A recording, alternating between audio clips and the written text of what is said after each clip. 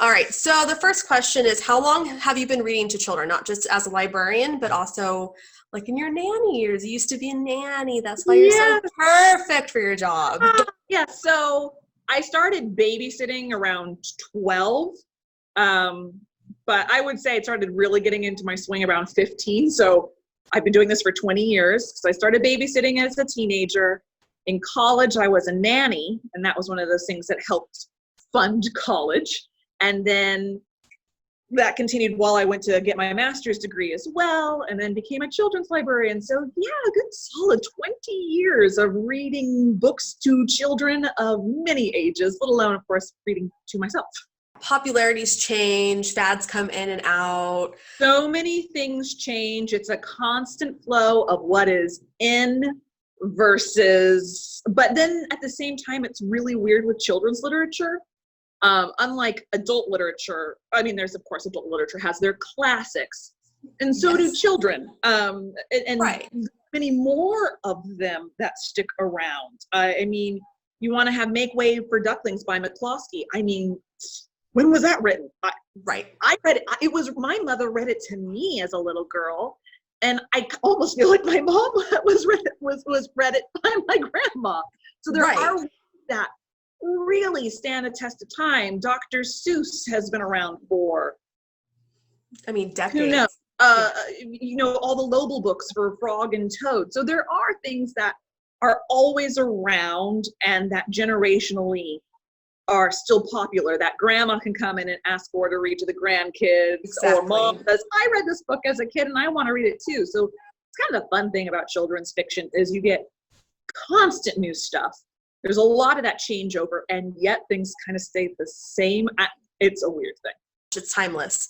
Yeah. There's so things that are so, I mean, it's not generational. It's just there. Oh, chapter books. You have like Lion, the Witch, and the Wardrobe. Yeah. This was written post-World War II. I mean, not that long afterwards. Right. And it's still something that resonates today. So that's one of the cool things, I think, that you can have something brand new idea like Die of a Wimpy Kid, which has, for the past, 10 years? Yeah. 10 years for Die of a Wimpy Kid, and it's still going strong. That you can have that whole different kind of sense of humor and what's going on now, and you can also have things that happened 50, 100 years. It just, that's the great thing with kids literature, I think. Yeah, I think it's beautiful. So speaking of that, kind of like how it kind of goes throughout these generations, children's is set up a little bit differently than it is in the adult department. We're all used to fiction and nonfiction, but we're also subdivided in the children's area. And a lot of times it's confusing for people because we literally have 3 sections, at least in our library, that are so close together that it's kind of hard for parents to understand what section's right. So can you explain those other subdivisions? Yeah, this is one of our librarian problems. We have a hard time giving up our jargon. Yes. We like jargon, and that's a horrible thing. So do teachers. We're right there. We get it. That's right. We like our jargon. It's horrible to do to parents because what the heck does an EZ mean to anybody versus an ER? It's one of those things that while we are rapid in change, we are also slow in change. Yeah. It's just, so like our fiction is subdivided into 3 different sections. We have picture books. So your standard, I have them here. Your regular old picture book here to read your story with all your fun pictures to go along with. And this is also, of course, where it gets confusing. We say, I lied to you. Before picture books, we have board books. Yeah, 4.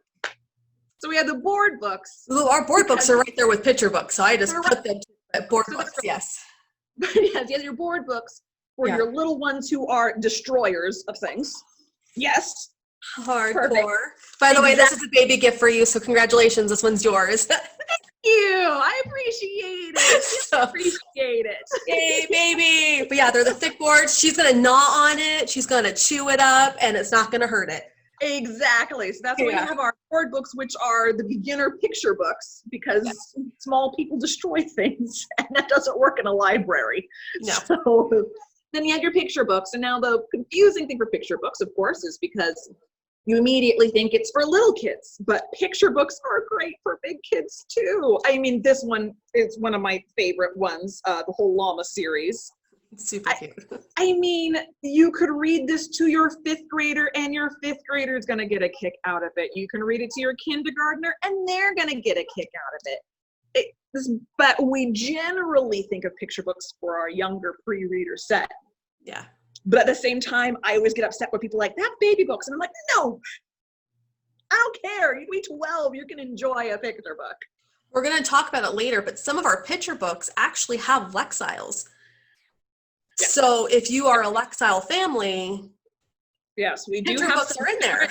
They're parent-led Lexile ones. Yeah. So it really goes for everyone. And then we get into so that was our EZs. EZs equals picture books. You know, jargon again. Yeah.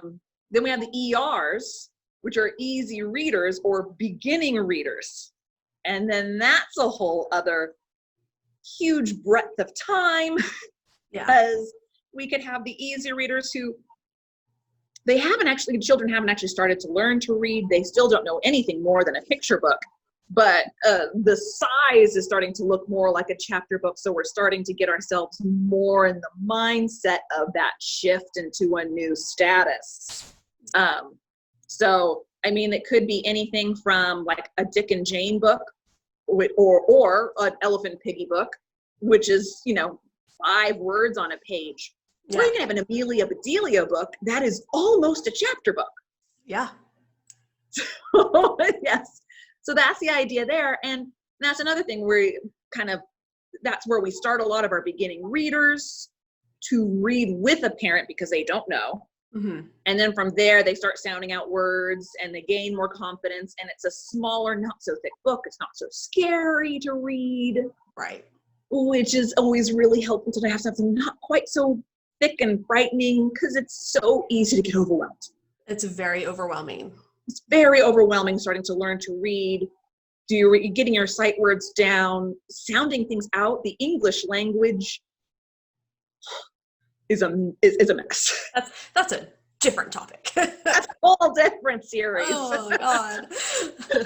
So, yeah. And then we move to chapter books. But like I said, for an ER or an easy reader, a 3rd grader could be doing that appropriately. Appropriate reading level could be a 3rd grader and an easy reader while they are appropriately reading a chapter book. Yeah. It is so convoluted, and I always feel so bad for parents, which is why we're here to help engage where you're reading to say, yes, we could give you this one that's this size and it's 58 pages versus this one, which is 100 pages.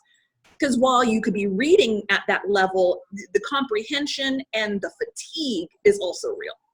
The fatigue hits these kids so hard. It's a lot. It's a lot to deal with trying to learn so many things, and no one likes getting things wrong. Right. Adults don't like getting anything wrong, and children don't like getting anything wrong, and it sets them back. Yeah. And we don't want to set the kids back by forcing them to read something that they're not ready for. Yeah, so I mean, so we have all these sections at the libraries. It can be really confusing, but personally, I'm a proponent of having a breadth of things, having a challenging book along with fun books. So if you are 10 who still loves picture books, it's okay. Grab yourself that chapter book. Yeah. Grab yourself some picture books too. Because a lot of the whole learning to read and reading to kids, there's mixed messages. Reading's so much fun, but although you hate this, you have to do it. Yeah. So it is. You have to still do it. Yeah, you have to. You have, because you're learning. It's one of those things. We do have to push our children forward. Yes, this book is hard. Let's do it together. My poor mother, God, I wish I should have had her here with me. When I was learning to read, if you'd say the word squanto to my mother, she will just pull out her own hair because I had to read this in the 3rd grade and I struggled with the comprehension so I honestly much. think I think you needed to give me a trigger warning for for that. I totally forgot about that until you just said that word. Yeah. Yeah. I had to read that in the 3rd grade, and while I could read it, I discovered how much I hadn't been comprehending from the work that came associated with it, and it was so frustrating. So I'd cry, my mother would cry. I mean, I am a reluctant reader who works in a library, so I should have my mom here going, I don't know how that happened. Yes, So that should be another series. Yeah, I wouldn't even be able to be in the library. I'm like, I'll take this one down on the funny farm because I've read it 10 times. That would be me. Yeah. I mean, so there is, it's parents have a hard job to try to balance all the needs. And teachers have a hard job too, because teachers, their whole thing is trying to teach and push you. That is their goal. Yes. Push you ahead. You're here. All right. Now you need to be here. Now you need to be here. And parents are trying to keep up. And librarians are over here being like, nah, friend, you don't need to do that. We're the crazy aunt who wilds up your kid and hands them back. So it is a really tough balance of trying to find joy along with learning. And it's not an easy balance for the parents. No, it's not. So for going back to reading picture books, yes. How would you suggest reading time with like a little one, like especially when they're wiggly? Because we always say, read to your children nightly. You have to read book nightly, 1 story a night, 3 story nights, and then the kid is bouncing off the walls. So, I mean, you have to adapt for your kid. Now, I personally am a big proponent of bedtime story. I think it's a good part of a ritual. You take your bath, you brush your teeth, your jammies are on, you go into bed, you read 1 to 3 stories depending on the age. I mean, whether it's a picture book or a chapter book for your older kids, we're just going to read a chapter before bed and have that kind of be a family detox time. I think that's part of a really good ritual, and it, actually, strangely, less for the reading and more for the bond. I think it's really good bonding time because it's that nobody's yelling, nobody's rushing. Well, you might be yelling because your kid doesn't want to stay in bed, but you're not rushing. We have such a rushed life. Yeah. Constant movement. And if you have this as your slow down time, that we have our glass of water already by the bed, we're sitting down, we have these, we know that it is 1 book or 2 books. If you have multiple kids, Monday is Johnny's turn to pick a book. Tuesday is Sally's turn to pick a book. That calm down time where we read and we bond. And I feel like that helps make a love of reading. Yeah. But I also do like just kind of sitting around as well and reading. I know it's harder if you have older kids. If you have younger kids, sitting and reading works. Now, as you said earlier, babies move. Yeah. And that is okay. Their attention spans aren't meant to last for very long. Right. And especially in our culture right now, everything is so go, go, go. They don't have anything else to slow them down. So I think it's actually kind of one of those nice things that you can sit on the couch, start reading the book to baby, toddler, preschooler. It's okay if they don't finish the book. You finish the book. You finish. If you keep going, they'll eventually come back to you. Yeah. Eventually they come back to you, unless there's something really, really cool in the other room. But you finish the book, and the more this becomes a ritual, the longer they last. Yeah. The longer they last. This is more. This is what we do. We're sitting down. We're going to read this book. Or if they bring you the book, and it can be incredibly frustrating that they bring you the book to read, and then 2 seconds later they're like, I'm done. out. Yeah. But as one of those frustrating things as parents and adults, but we have to remember developmentally that their little synapses are constantly firing in so many different directions. It's if you give a mouse a cookie. Yeah.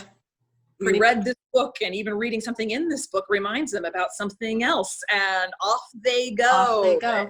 And that is okay. And they're still taking it from, they're still taking the story from you. That's what we say in story time all the time. Yes. Like for the littles, they're walking around and exploring. They're still listening. They're still capturing.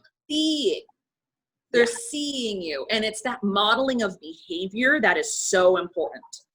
Again, especially for the really young ones, it is less the reading and more the modeling behavior and the bonding when you're talking about the real small ones reading. So don't be frustrated that they move. Well, you'll be frustrated, but try not to let it show. Follow through with the reading, getting that modeling of behavior in, because if you're not reading or reading to them, there's no connection that this is a good thing. Right. So it might take a while for it to come in to be a good thing, but Yeah, you want to set that behavior and actually hold a physical book, because I listen to a lot of audio and I'm like, I'm listening to audio. Why don't you want to read a book? And I'm like, oh, because I'm not modeling the opening of the book. So I had to sit there and open. And I'm like, my dyslexia is like, I can't do this, but it's just modeling the behavior. And now she wants to read. Yeah. Exactly. It is modeling behavior. The more you read to them, the more you read on your own, even if it's fake reading, is modeling the behavior. It's hard when I have lots of people come up to me and say, I can't get him to read. And I ask, what are you reading? And they say, I don't read. And I'm like, oh, you just kind of answered your own question. Start reading. Yeah. You got to start reading. And I get it. There's no time. No. When do you have time? I have a stack of books by my bedside and the coffee table. And I get like a few pages in before someone needs me. Yeah. So it is hard, but just even that small bit, children see so much. Yeah. They're constantly watching. They're constantly watching you, constantly mimicking your behavior.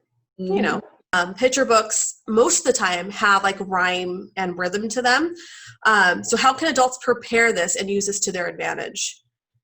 So rhyme and rhythm is a great teacher for learning to read, because it preps the kids. They know what's coming. They know what's coming, that constant thing that's happening. Actually, I did bring one of my favorite rhyming people, Karma Wilson. I love her Bear series. She's amazing. Oh my gosh, Karma Wilson, absolutely adore. And like those are books that always have a repeated phrase. Like every few pages, a repeated phrase. And this really gets the kids to engage, because they know what's going to happen. They're there. And so one of the great things with repeated phrase books is if you know beforehand, you can say, all right, I need your help with this book. Yeah. When I say it's your part, you're going to say, Bear's new friend. Because they can't read it yet, but it becomes now this interactive thing, Bear's new friend. And especially if you can point where it is, it actually starts helping with some word recognition, because it's that constant thing, Bear's new friend.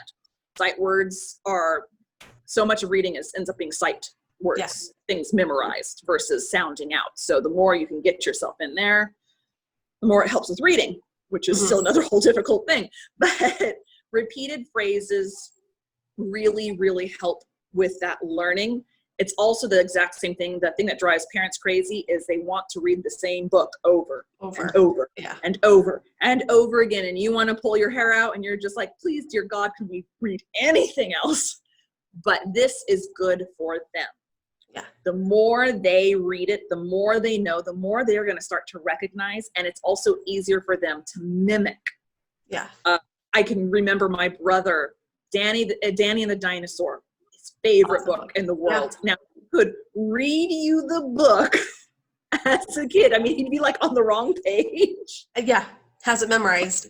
But that he was super excited to read it to you because he knew this book and he flipped the pages and you know it's good it's good modeling behavior. It's good modeling. And you do start to recognize the words. Mm-hmm. You do start to see it the more you read them. And like I said, with the repeated phrases, the nice thing with those ones is it's that group participation. They have a stake in the book now. It's part of them has a responsibility. Yeah. Yeah. I always tell my friends, the reason why you hate reading the book over and over again is the same reason why they love it. And it's because it has that same rhythm. The kids know it by heart.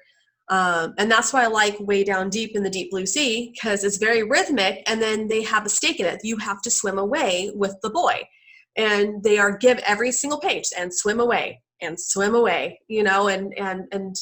no matter what story time I use it in, it works. All the kids have an interest in it, and they want to see what animal's next. They want, Yes.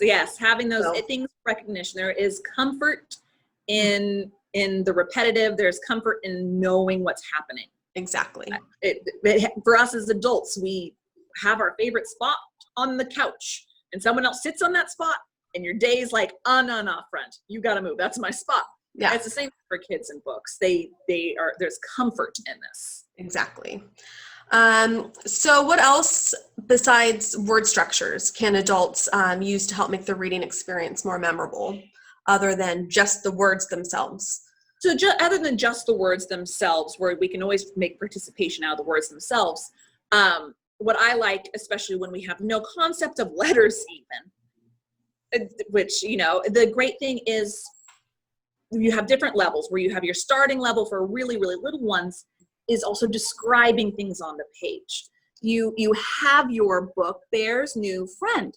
Here's the bear. Here's a bunny. What color is the grass? Even if you're answering the question, the grass is green. The sky is blue. It's making a conversation. And so kids start having that recognition of things they know or want to learn. And kids love to show off what they learn. Yeah. So that's the nice thing. Also, you can, you read the book and there's an emotion. What do you think he's feeling right now? I think he looks scared, and if they can answer, let them answer first. Don't lead them. If they are not answering, you could just say, oh, I think he looks a little scared right now.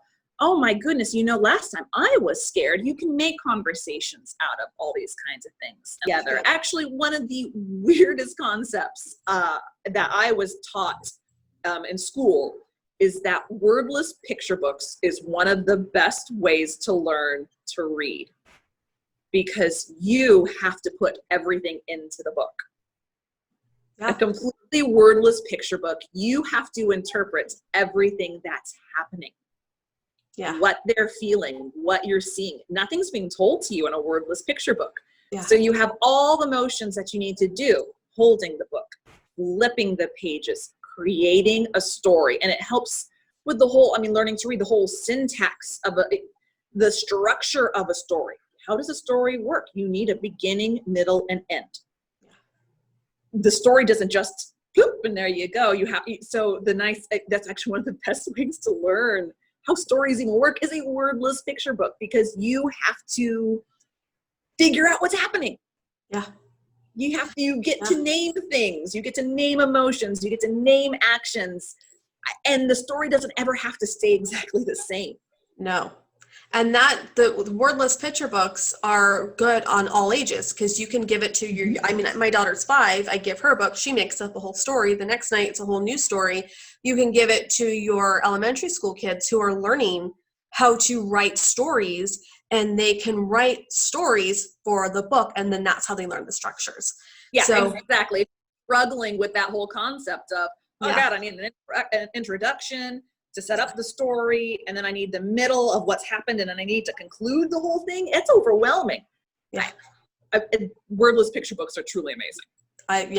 And you don't really truly realize the importance of them until you actually, because I wonder how many people pull out a book, flip through and go, there's no words, and then just put it back. How many opportunities are our families missing by not taking a chance? Yeah. Imagination, and which are what kids are good at. We've already talked about ERs and chapter books, but in the chapter books you have the thick chapter books, and then you have the starter chapter books. So you have I always think of Harry Potter thick book, and Magic Tree House. So what's the difference? Because I bet you those who are already done with the early readers get moved over to the fiction, and they walk up and they see thick books and they just go, I can't do this. Is right. You see the lost cities and you're like, are you kidding me? This whole jump. And that's, I mean, so that's the thing where ERs, you can be in the ERs for a long time because some of those books are like I said, 58 pages, and it's not end-to-end text, but it's still a good amount of text, so it's a little less frightening. And so that's a nice thing about having your fellow librarian around to be like, okay, you just got out of this. Oh my gosh, you're right. It's overwhelming. So you have things like The Magic Tree House by Osborne, or The Mystery Train by Bresnoff, or Brown's Arthur series. Right. Where they still have some pictures on the pages. So it kind of helps break things up a little bit. It's a little shorter chapters. So you're like, if you just have to read one chapter and it's only 3 pages, it's not so scary. It's the type is bigger versus your little teeny tiny Harry Potter type. So there are those good transitional ones. And in our library, as we Lexile things, to head for those black dots for your 300s, for your first, second grade, I've got more confidence to do this thicker book kind of thing. Yeah. The Lexile system is very hindering, at least for us like public librarians. But for that, I love that we have those labeled, because they go from the short shelves of the ERs, and they turn around and they just see massive amounts of, they can't even touch the tops. We can say, no, there's books in there for you. It's like a treasure hunt. You have to find the cute little black labels on them, the little dots on them. Yes. What kind of thing do you want to read? You want funny or this? Okay. Yeah. We have, that's not quite so overwhelming. And then I also kind of like to throw in, when people are coming in for their first and second graders who are ready for a chapter book, or even third graders who are ready for their chapter book, I kind of like to throw in never a big thick book, but a beginning middle reader for the family. Again, that bedtime story time, I don't think should end when they're 5. I think bedtime story time should last as long as the kid is willing to have you sit there and read to them before they're too cool for you. And we have a good read aloud list too on our book list page. So, I mean, we have options. So there's always options. So I always like to kind of throw in a good family book, like, I'm like a big fan of Miss Piggle-Wiggle. Oh yeah. Because they're short chapters. It's not one continuous book. It's short chapters of each story as Miss Piggle-Wiggle helps a family out. Yeah. And that's still, it's not a baby book anymore for your older ones, but it's for Wayside School. Yeah, that's a good series. Something that has short, if you're like, that we don't have time to read an entire book before things are due and deal with that. Certain ones are also, there's short stories. Yeah. That go along. Yeah. So don't be overwhelmed when you go to that big, tall chapter book section, especially when you're in like second, third grade. And and also don't limit yourself either. I mean, you might be a black dot, but who says you can't do a higher one? At least try. I'm all about trying. So you try and it doesn't work. You tried. You got words. Again, it's another great bonding thing for them to like get partway through and then say, what is this word? Pterodactyl? You are never going to get pterodactyl anyway. I still can't get pterodactyl. Unless you're 4-year-old dinosaur freak, then you'll get pterodactyl. But other than that, the rest of us, no. Yeah, and that's the perks of being in a library too. A book is too hard for you. Just return it and try something else. Yep, exactly. It doesn't work out. I always say if it doesn't work out for the kid reading it by themselves, you switch that one over to being the family book that you read together. And so, again, that's where I'm like, let me give you this short one for you to read by yourself because you have to practice. But let's also have one for mom and dad or grandma, grandpa, or whoever your grown-up is to read to you. Yeah. For children just learning to read on their own, what can their adults do to make the process seem less daunting?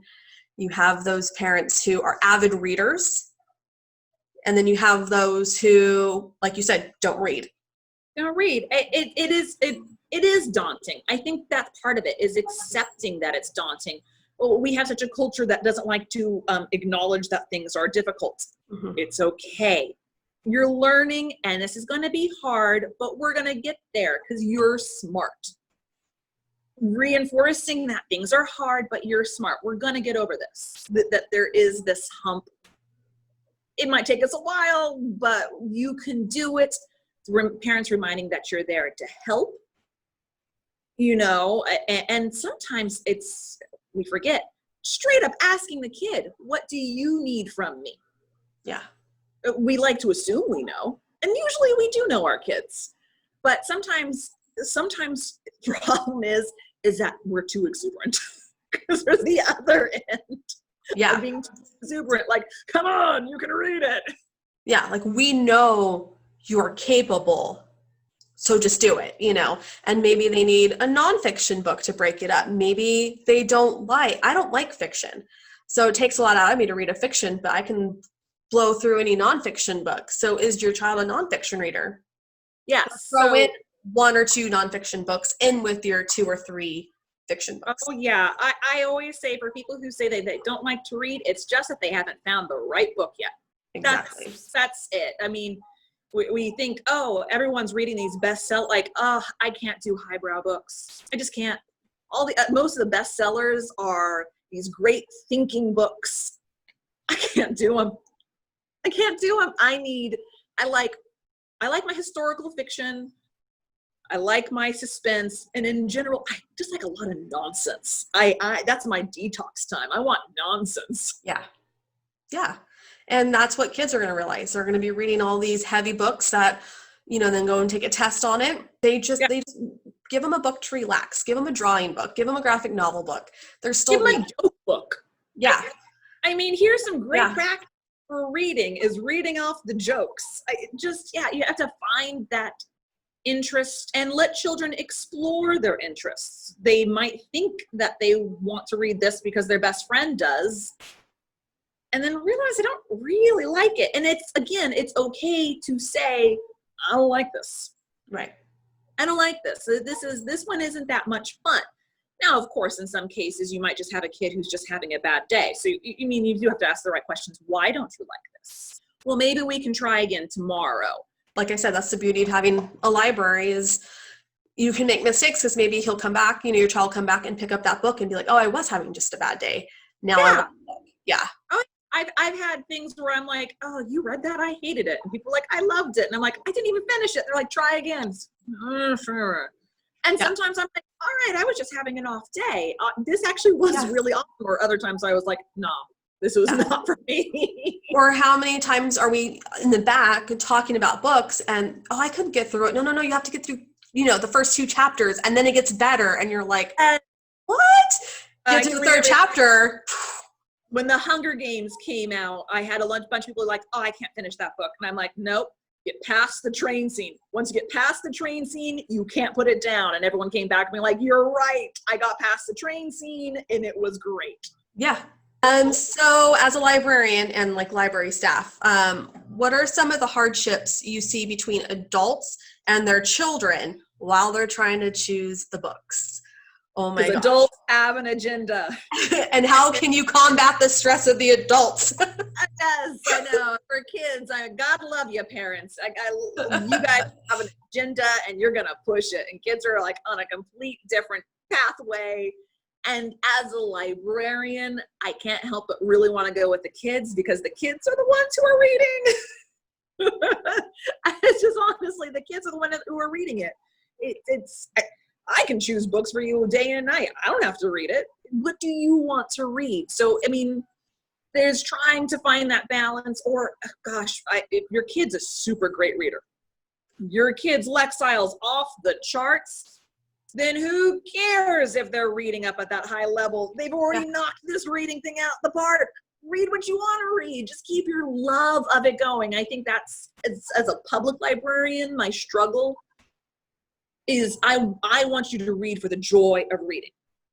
And a lot of things with schooling, no knock on the schooling, because they have a different agenda, is getting you to the next level, the next level, the next level. So again, it's my thing is kind of like, okay, you have the have to.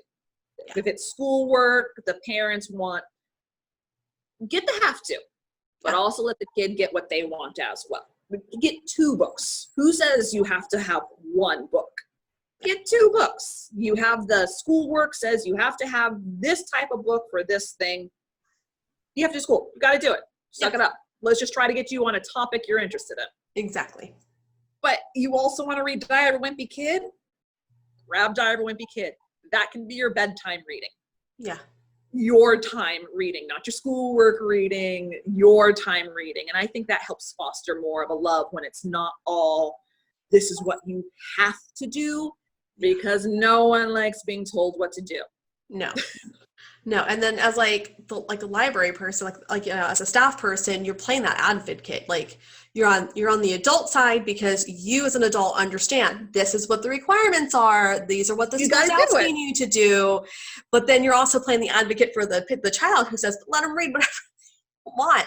Or the crazy aunts who will let them get away with anything. So, you know.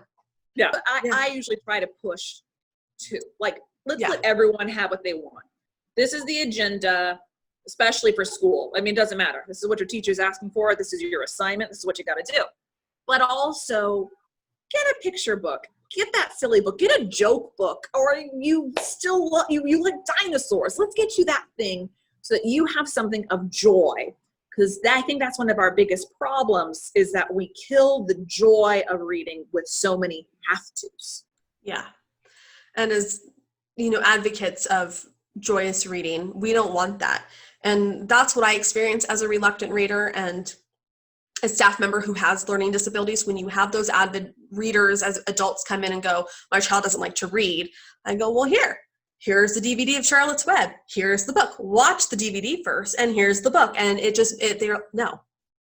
And I have to go, let's explain this. Let's have this advocate. This is why, you know, there's other options than just books, and that's what we're there for. We're going to give you multiple ways of getting your child to like to read. Yes, if I can figure out a way that to get your child what they want to do and how to get their brains into it for their version, that's what I want to do, because I want to foster that love of reading, which isn't easy. I mean, I'm married to a man who does not like to read. But every once in a while, I'm like, you know, he'll mention something and I'll be like, you just try a few chapters of this. That's where the librarian comes in after dark and be like, I have a book for you. I have a book about that. Adults feel like you need to read, you need to open up a physical book, and you have to, and while there's a lot of truth in that, you have to see where the child's coming from and how the child learns. Why is the child not liking to read? And that's where like librarians come into play. That's why when you come in, we start having a conversation because we're trying to get to the bottom of it. Yeah. I actually have a family who has an autistic child, and we figured out he can't stand the sound of a page turning. Oh. So for him, it's audiobooks and ebooks. That's smart. He can't stand the sound of a page turning. It took forever where we're like, super cool all of a sudden, then he freaks out. What's going on? Yeah. It was the sound of the page turning that just made him so upset. Yeah. Audiobooks we don't have that page turn sound. That ebook, just flip and keep going.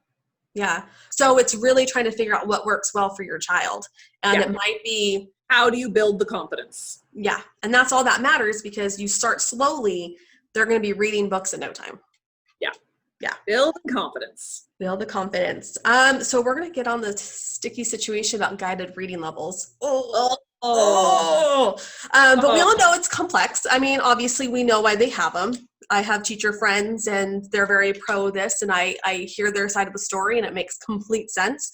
But it's because it's intended to help children, and their adults choose what's the best fit. But what can we tell adults who find systems like AR and Lexile,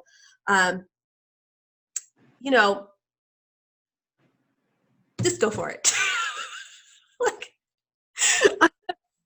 I admit I have a deep abiding hatred of AR and Lexile. I just do. I 100% understand why, the structure, again, that push of keep getting up and also making sure your kid's at the right level. But my wish for just the love of reading has an abiding hatred of the system. Yeah. I just want you to read what you want to read, and you'll get there. But I know why we have them.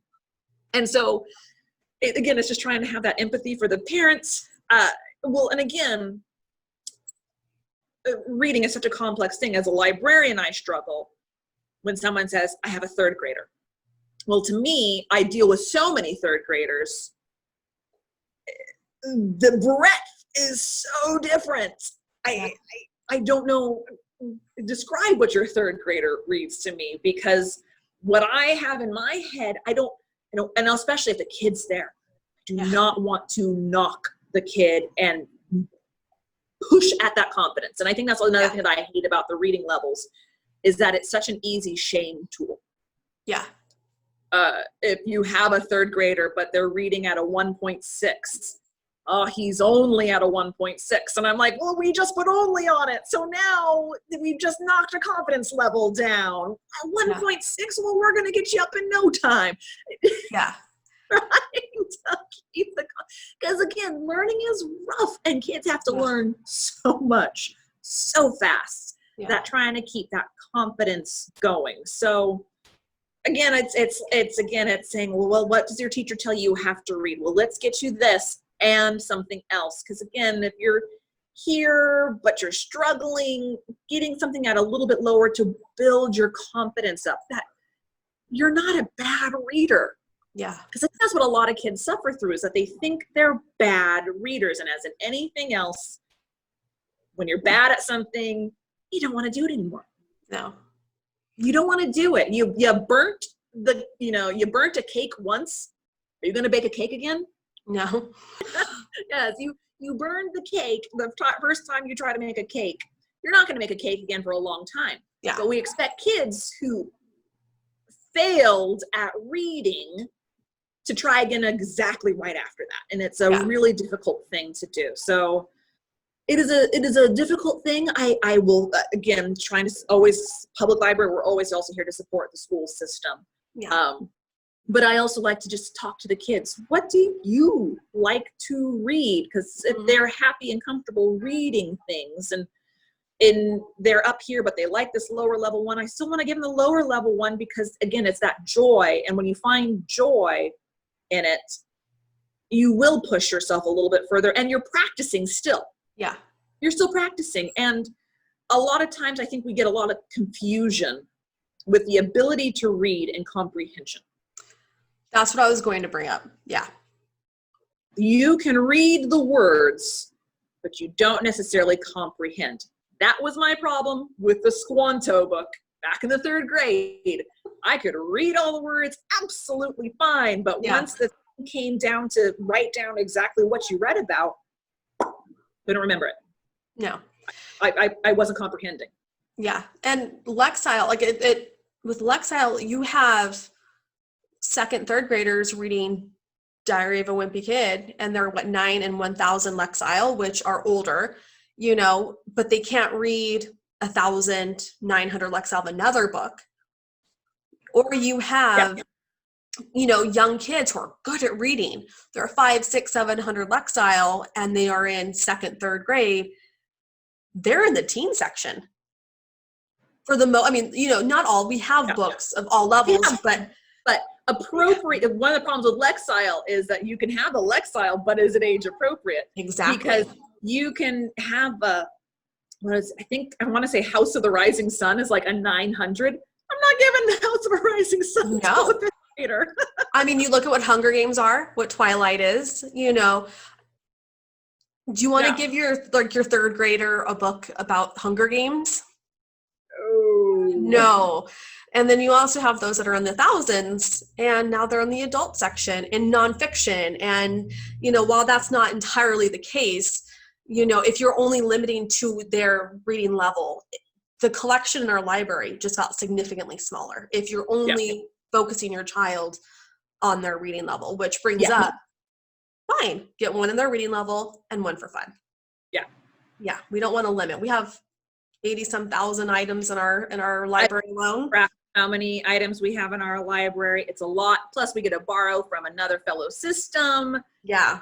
So there's a lot of reading options. It's difficult. I mean, I have a few kids who come to the library who've almost read us out, but you can't completely read us out. No. And we have that one amazing girl who has, even her teachers are saying, you don't have to go by the Lexile anymore. But it's her challenge. And because it's her decision. That's different. Let's do it. That's reality. Let's do it. Let's get you there. And she has set her own bar. That's her bar. That's what she wants to do. We're hitting that bar then. Her adults like, just pick whatever. Just no. And I'm like, okay.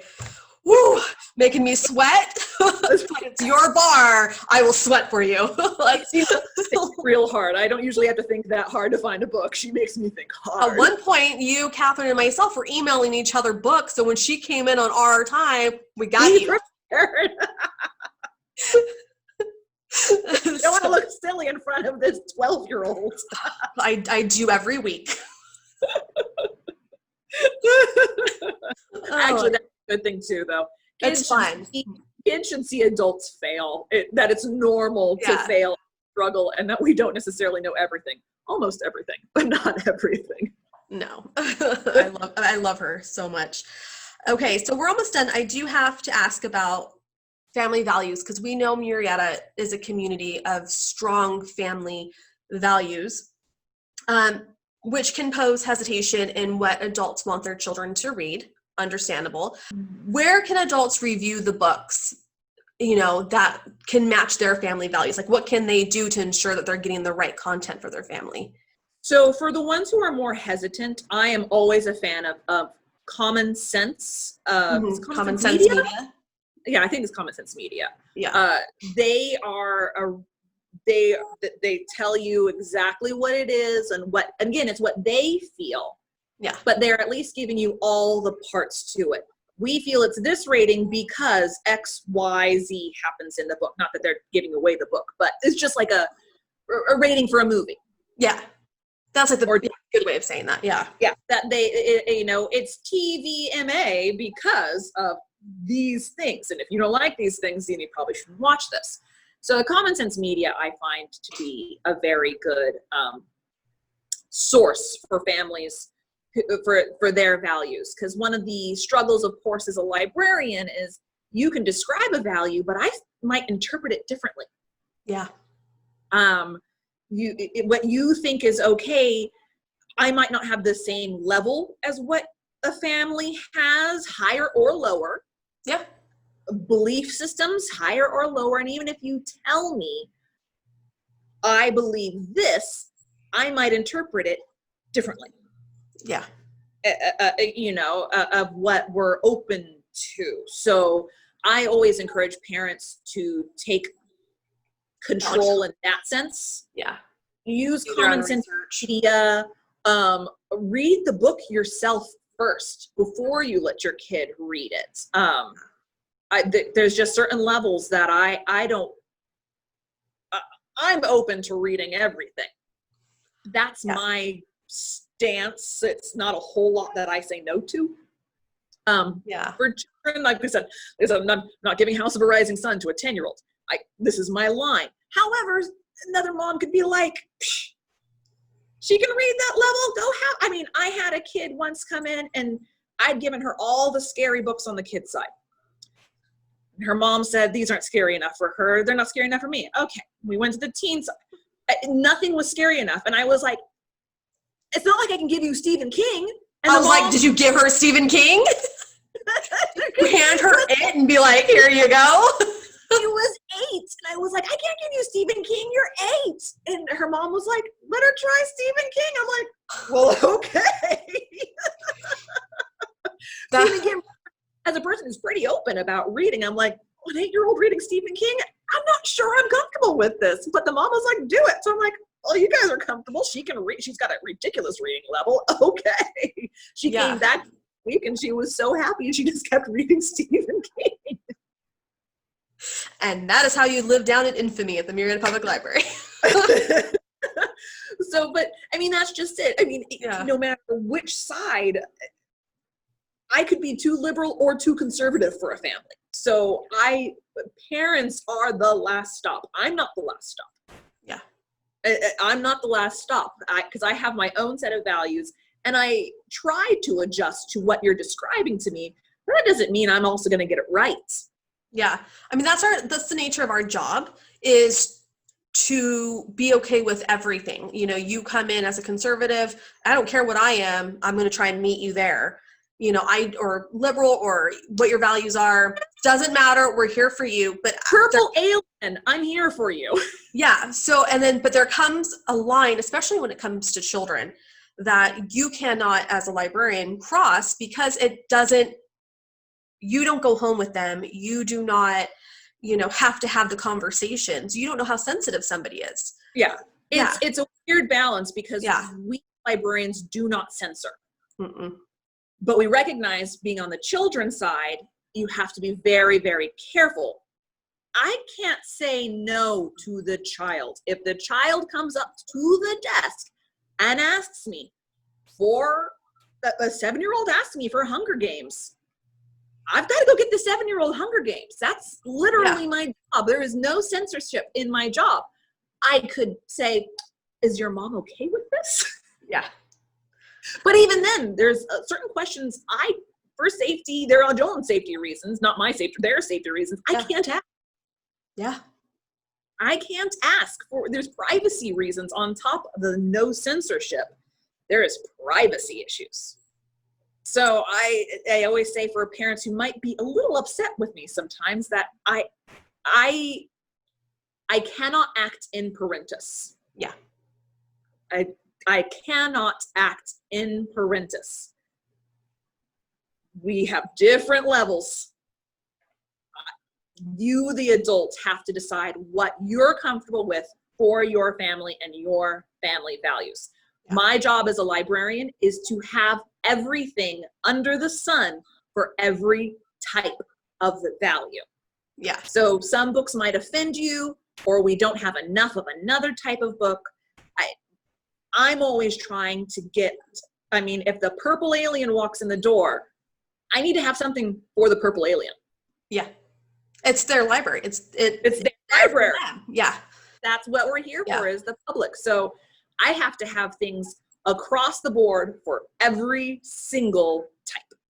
Yeah. Even if you, as a person, at the end of the day in your home, is opposed to that, it's your job to apply that. It doesn't matter, because that's not your job. My feelings mean absolutely nothing when it comes to materials.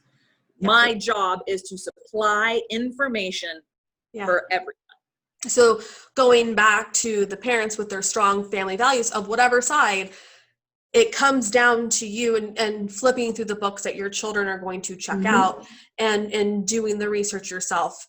Yep. Because as adults in your family, you have to make those decisions. Yeah. You have to do the research. We cannot do that research for you, because, like I said, we would let our kids read anything. Different beliefs, different thresholds, and heck, again, we have so many items in our library. I haven't read them all. Yeah. Nick, we have not read all the books in the library. I've read a lot, but I've not read them all. Yeah, there could be something in there. Lisa pointed out, our coworker, this number book in this series has this going on. And we're like, what? Because I don't read that series. It's not in my wheelhouse. Yeah. And so I made myself a note in my book list. Don't recommend this if a family says, I don't believe in this, I don't want them to read this, because when they get to book 6, changes. That's going to come up. Oh yeah, that's another. There's some series I've read, like there's a teen series. Like I'll recommend teen books to not quite teenagers if their reading level's up and their maturity's up and their parents are cool with it. I'm like, what's that over to the teen side? I've got stuff for you. And one of the series, I'm so thankful I had recommended it to a teen as I was reading it. So she was behind me, and I'm so glad I read this particular series and she was behind me in the series, because the next time she came in to ask for the next book, I said, you cannot read it, because it went adult real fast. Oh my God, why do they do that? Making this very hard for librarians.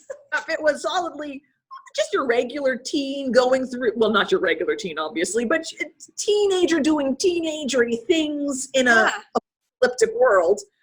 And then it went like, this was risque for me. Yeah, so we can only go so far. Yeah.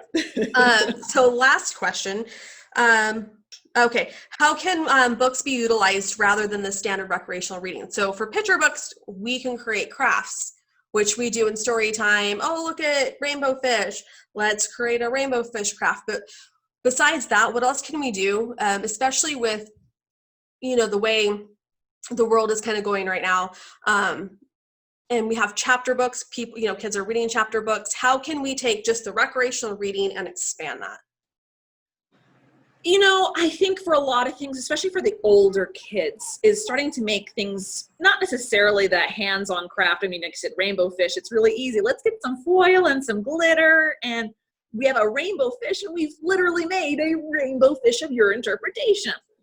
I think a nice thing with older books and older kids, they're getting smarter, and they're starting to become more aware of the world around them, their own feelings, their feelings in other people. They're really starting to truly get a grasp on empathy. Yeah. And all that, and experiences. It becomes discussion points. These are great discussion points of things that happen. Because of Winn-Dixie, you can start talking about abandonment. Was that child left by their adults? Do they know someone who had that?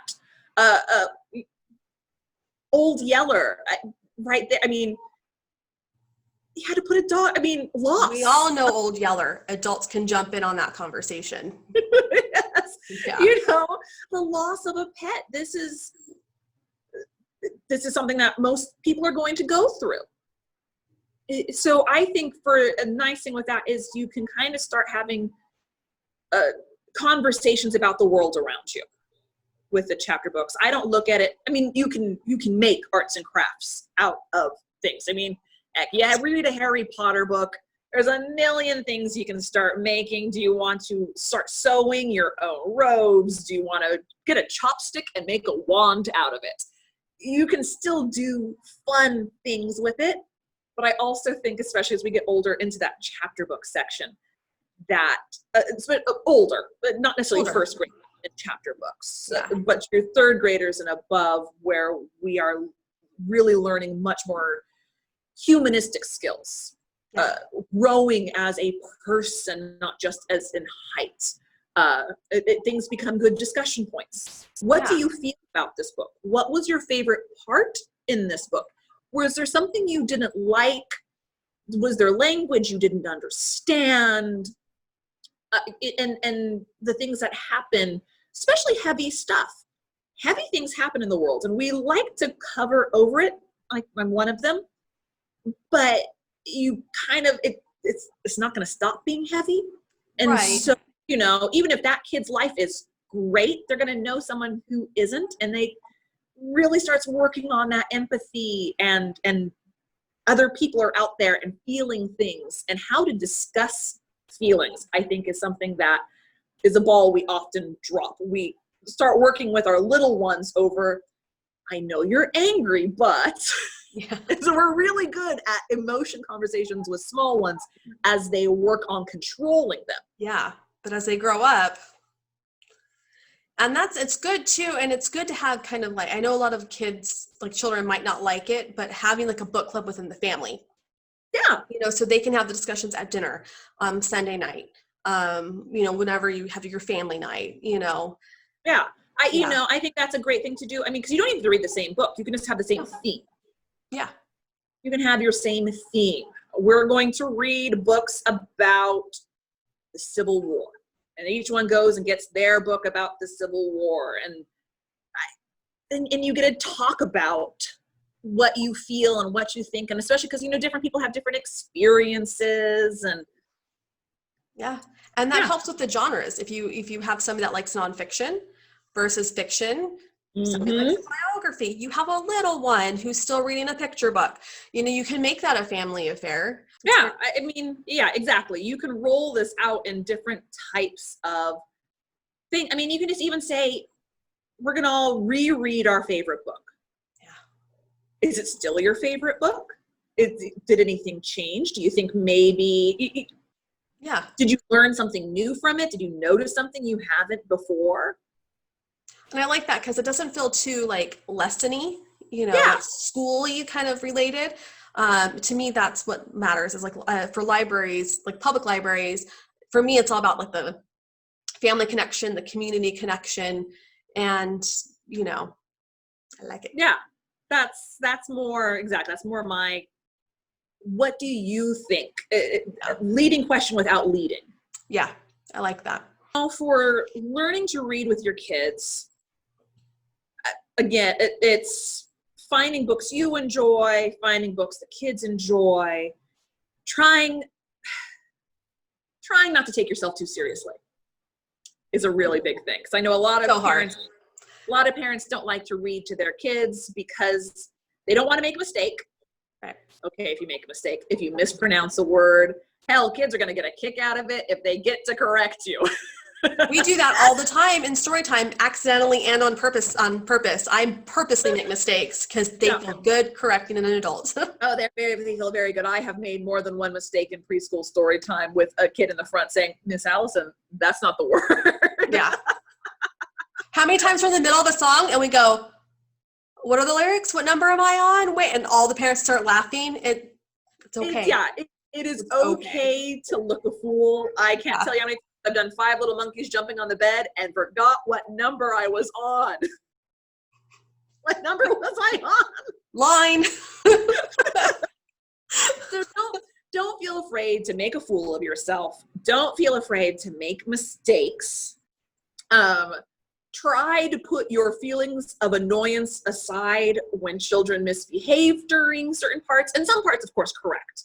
But other things, if you have the little one who wanders, it's normal. A kid might get triggered by a book and get upset. This is a now discussion point of why are we upset? So, and that emotions are okay. And, trying new things. Like I recently tried a new thing. And trying to practice what I preach. I heard of this great new novel effect app. It is so cool because it puts sound effects with your reading. Does it really? It does. It puts sound effects. So we have like almost all of these books that are on. Yeah, I'm like, I saw Be Kind on there. Yeah, we have all the books. But let's say you don't have time to get to the library right now. They have some free ebooks on the thing. And it's a free app? It's a free app, and your Beatrix Potter is on here. And so you can read along, and it does sound effects with it.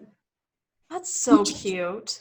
It's so it's good because you're still reading the book. You're still getting that literacy, the words, the structure, the content, but then there's that auditory, sensory type thing that the kids will capture the kids' attention and make them come back.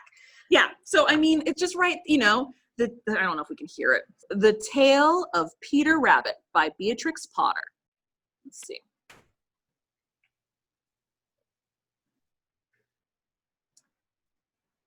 They lived with their mother. No. Oh, there we go. Oh, there it goes. They lived with their mother in a sandbank underneath the root of a big fir tree.